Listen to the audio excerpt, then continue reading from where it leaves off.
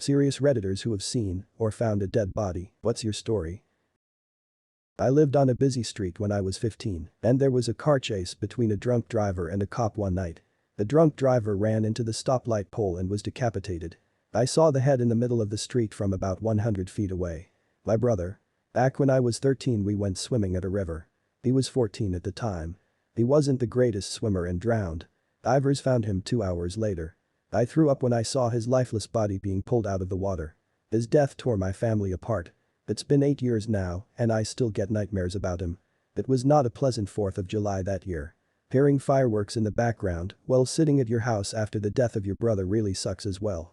One year it snowed super heavily for VI, and snow had been hiding everything. I was out with my sister and her friends, and as we were driving by a Target store, we happened to notice a large flock of birds circling around the back. Jokingly my sister said there is probably a dead body back there, and we all joked about it. One of my friends worked at the Target and I went to go visit him on his break later on in that day. He mentioned the fact that it was super nasty smelling out back. I told him my sister's joke. And then it clicked in his head that the smell was like a dead corpse since he hunts, and all we went out to the back and sure enough there was a dead body hidden in the snow. Former EMT. One of the ones that stuck with me. The guy dropped his kid off at school and then sent off an email blast to friends and family saying he was going to kill himself. Police tried to triangulate by pinging his phone. The signal stops moving and the cops find him behind a warehouse, freshly dead from a bullet to the head. Paramedics called to pronounce and wait for the minivan. His iPhone was sitting. Screen up in the massive pool of blood surrounding his head. It goes off. I'm crouched down next to the body taking notes for my report. I look at it on the ground. It's a text message from a female. I'm assuming his wife. Where are you? I'm worried. Please call me to tell me you're okay. I still get a little sideways when I think about that one. I've just recently got into the EMS field myself. The humanizing elements of tragedy have always been what stick with me afterwards. During my first ride along with the fire department we had a doa who had passed away from lung cancer.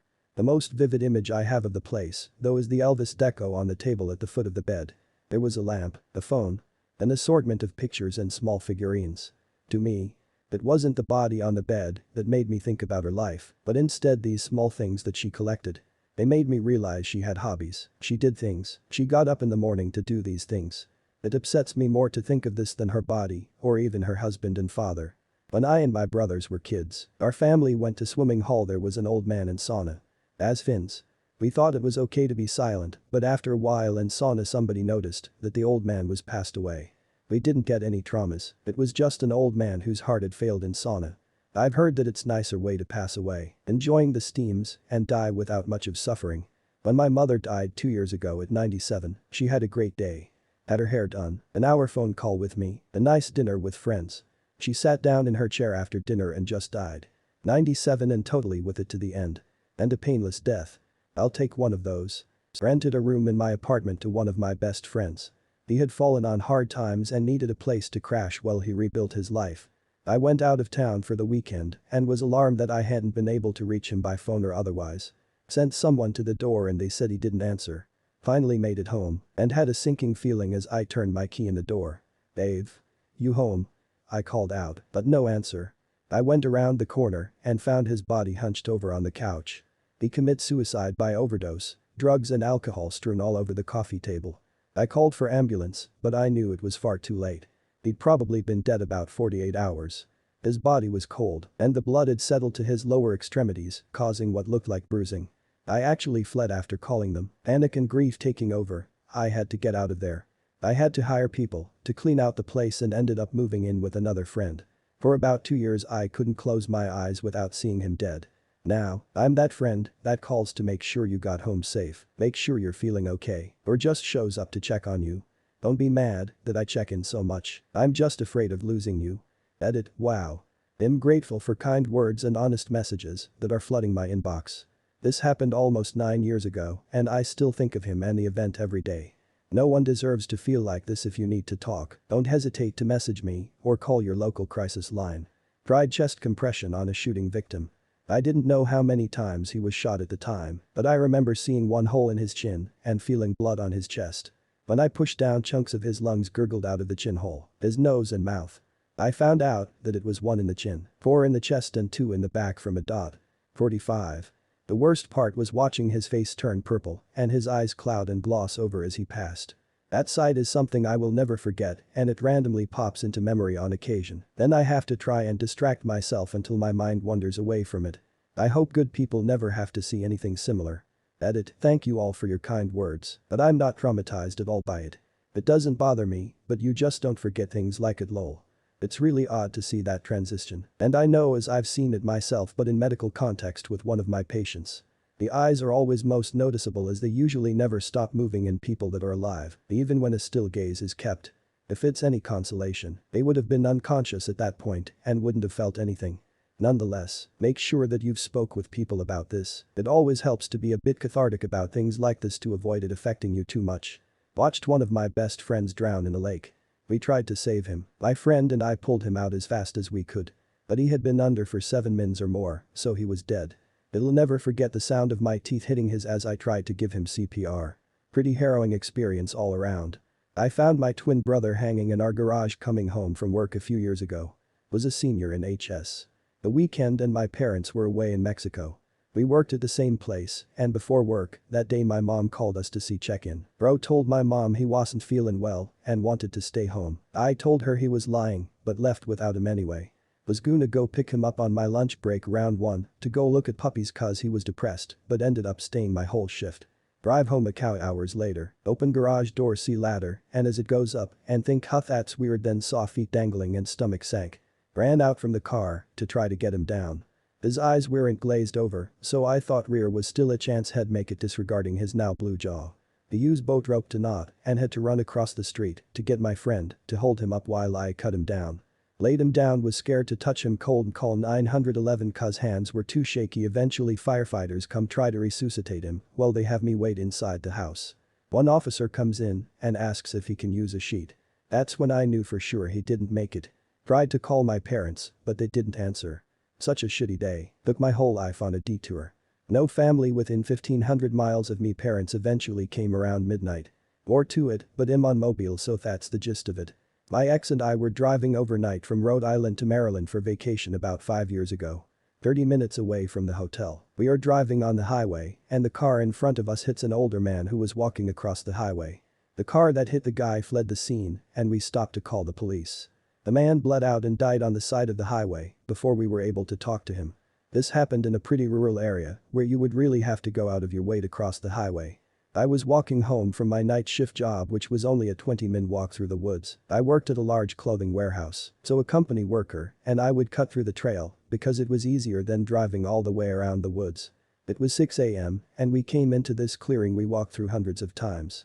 This morning we came upon the clearing and saw a young woman maybe 16-17ish, sitting propped up next to a fallen tree. At first though it was a discarded store mannequin.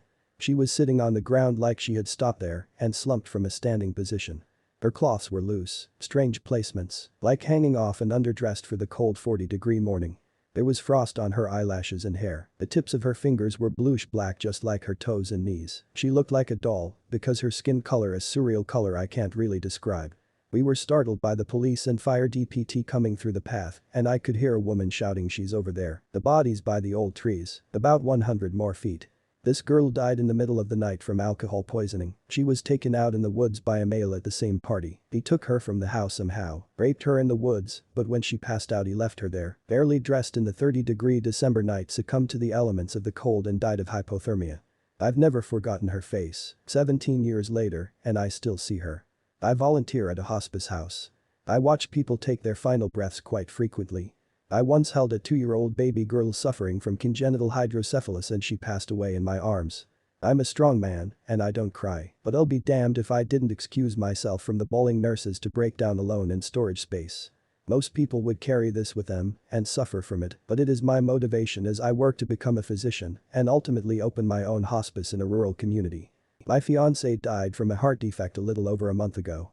He died in his sleep. I didn't stay at his place that night so I came by the next morning and went to kiss him. He was so cold. I knew right away. When I was younger, I was a lifeguard for a program visiting a local beach and we discovered a body had washed up. It was horrifying and the bloated face of that woman will haunt me forever. I had nightmares for months. But kissing my dead fiancé was worse. My family and I were visiting the town that my mum grew up in and we decided to visit the forest nearby. We stopped at a river and decided to go swimming because it was crazy hot. But the river looked deep. Too fast and really cold, so we just threw rocks into it instead. My brother explored further up the bank and then started shouting to us, "Body, there's a body." We all looked at the fast-moving river and lo and behold, a still man whizzed past us. It was obvious he was dead, but I still couldn't believe it and I remember shouting at him, "Hey, you're not dead, right?" Which looked super dumb in hindsight, especially as he was disappearing under the water for long periods of time. We were all completely stunned and I ran to the van to call the police. There was no reception, so we raced off back to town. As we were driving, we came across a van carrying a group of people. They asked us if we had seen the body. Yes, we had. And then they told us not to call the police because they themselves would handle it. The people in that van were the organizers of those adventure tours that tourists can take, and this man had died in their care. We found a farmhouse and called the police anyway. As we headed out of the forest, we could see the police at a bridge with a huge net. The next day it was in the paper. The boat the dead guy was in had capsized and he drowned. The piece in the paper was on page 2 and was a small paragraph. Then the body was identified and it became front page news as it was. I grew up in a national park in Australia. I once found a woman's remains in a cave. She'd gone bush one weekend and had shot herself. It was the most putrid smell. So my grandfather died in front of me yesterday morning and I gave him CPR until the first responders arrived. Come to find out he was dead before I even started. Holy shit, thanks guys. I really needed this. Truly can't express my gratitude right now. My father-in-law died of bone cancer. In the ICU he was in a coma with his mouth open. The entire inside of his mouth, gums, tongue, everything was black. Later he was brought home and died in hospice with his family around him. He just looked deflated on the bed. Rip, Dave, you were the only member of that family I could stand. Woke up one morning in 2011 and found my father in his room. Single parent, sole custody. I was 15. He had been pretty sick for 6 or so years at that point. Pancreatitis led him to diabetes. Divorce, stepmother, led him to alcohol. Severe alcoholic. Ended up cutting his foot once and not feeling it due to no circulation. He struggled with a serious infection the last 2 years of his life. In and out of the hospital. Very traumatic times. 11 to 15 were horrible years. 19 now and I'm doing okay after a lot of therapy and daily doses of Zoloft.